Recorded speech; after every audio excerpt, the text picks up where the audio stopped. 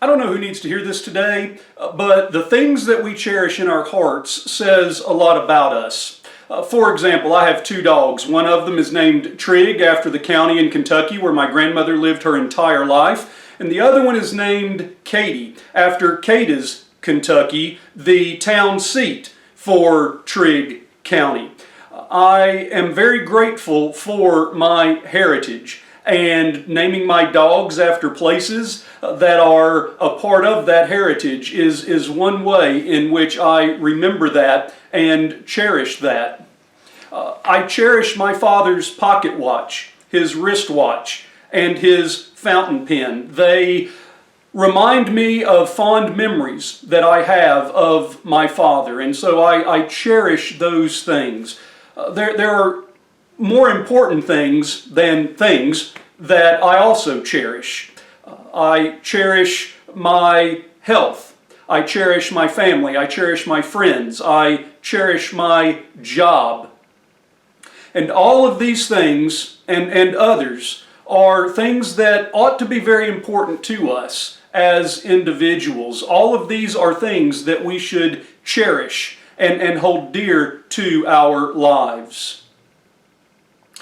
You know, rarely will a song leader request songs that today's hymn doesn't get mentioned.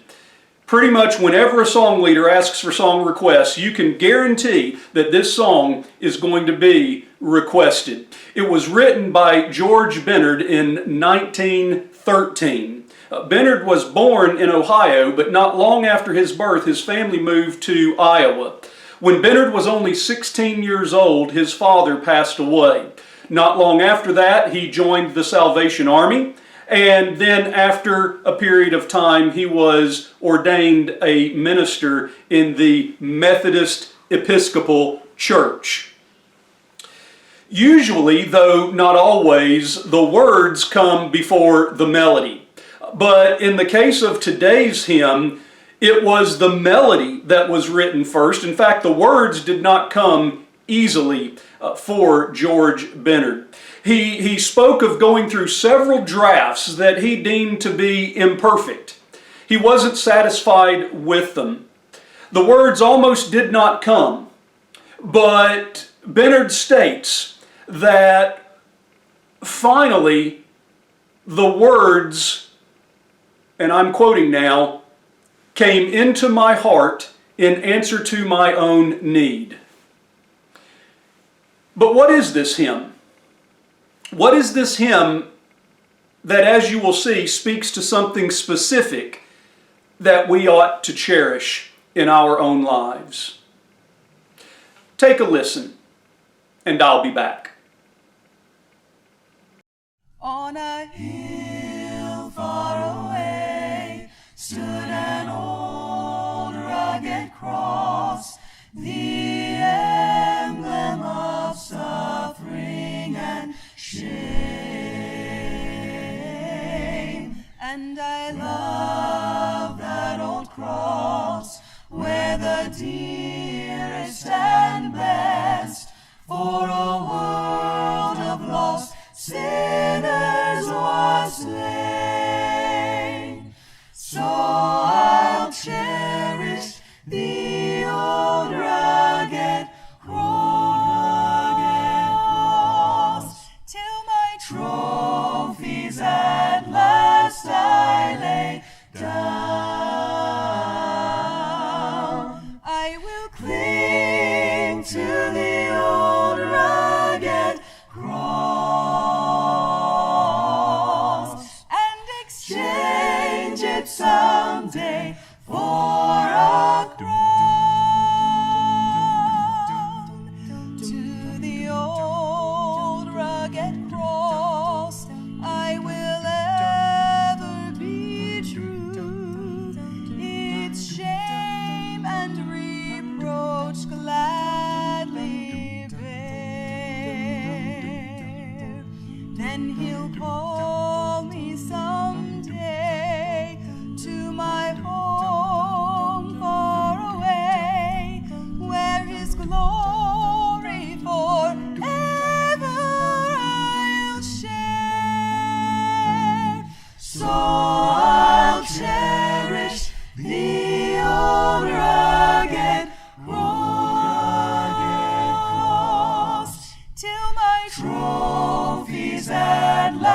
must I lay down.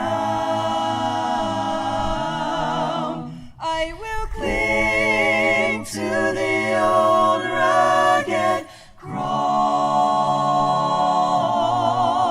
and exchange it someday for a crown, and exchange it someday for a crown.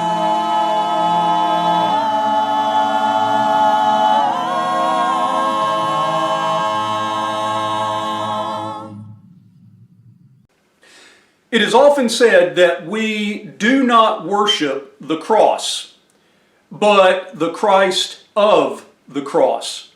And this is certainly true. However, we cannot fully appreciate the redemptive work of Christ on the cross without a view of the cross. And so the cross of Christ is something that we should cherish, in the sense that it was a fundamental part of God's redemptive plan for you and for me. For it was on that cross that the Lamb of God took away the sins of the world. So I want to leave you with two questions. First of all, what are some things in your life that you cherish? And second, do you cherish the cross of Christ as deeply as you should? Only you can answer the first question.